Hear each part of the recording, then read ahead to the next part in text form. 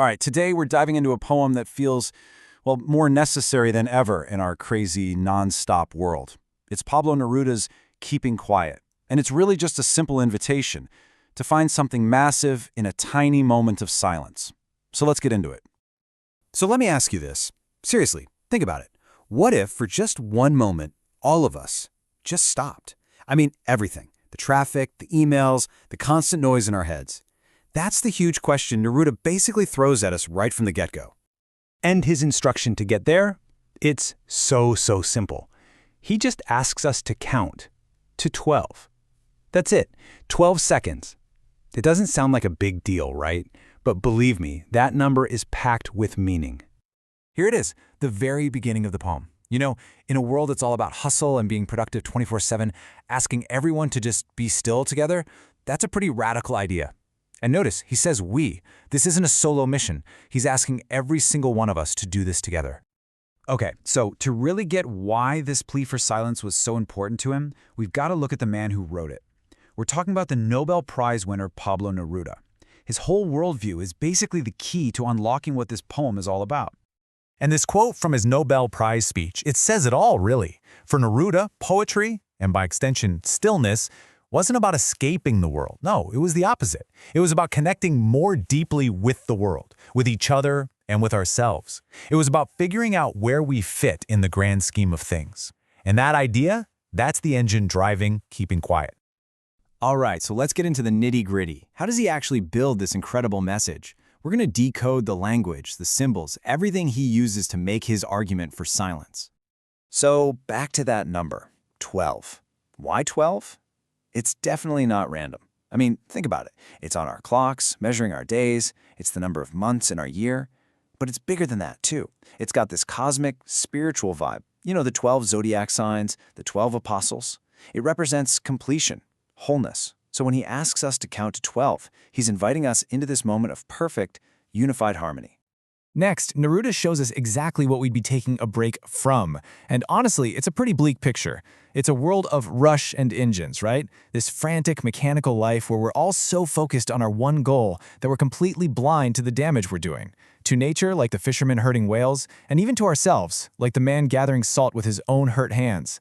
It's this non-stop drive that ultimately ends in these awful wars.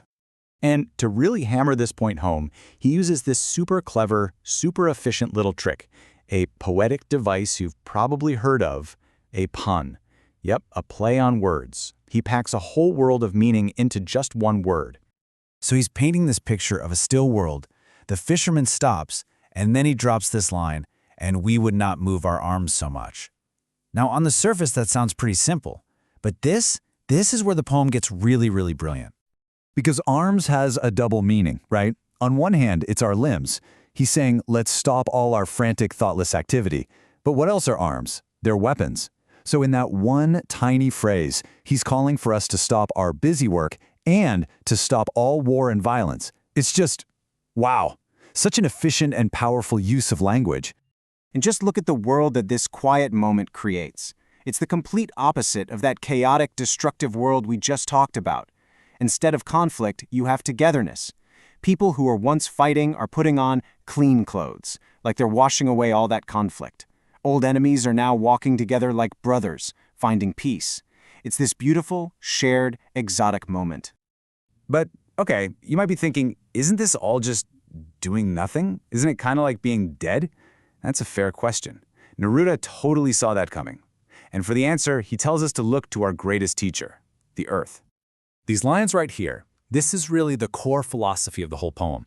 He's saying the earth can teach us something profound, that sometimes what looks like death is actually life just getting ready for a comeback. I mean, just think about winter, right? Everything seems dead. The ground is frozen, it's all still and quiet. But we know that's not the whole story. Underneath all that, life is just recharging. It's getting ready. That quiet time is absolutely essential for all the growth we see in the spring. And Neruda's saying our stillness is just like that. It's not an end. It's our own personal winter, a quiet, productive pause we need before we can grow again. And he makes this point super clear, by the way. He literally says he wants no truck with death. He's not talking about total inactivity. That's the end. That's death. No, what he's calling for is a productive pause, a chance to recharge and reflect so we can actually live our lives better, more mindfully. Okay, this all leads us to the poem's amazing ending. And here, Neruda does something really subtle, but it's maybe the most important move in the whole piece. He shifts the focus. Check this out. Remember how it started? It was all about we. We will count to 12. We will all keep still. It was a group project. But look at the end. The we is gone. Now it's I'll count up to 12, and you keep quiet, and I will go. The poet separates himself and speaks directly to you. You see what he did there? He basically passes the baton right to us, the reader. His job is done. He's given us the idea, he's started the count, and now he's walking away. He's leaving it up to us. It's no longer just an idea, it's a personal challenge. And so that's where the poem leaves us, with this lingering echo. Neruda's done his part, the silence is there, it's waiting for you. So the final question isn't for him, it's for you. After all this, are you going to accept his invitation?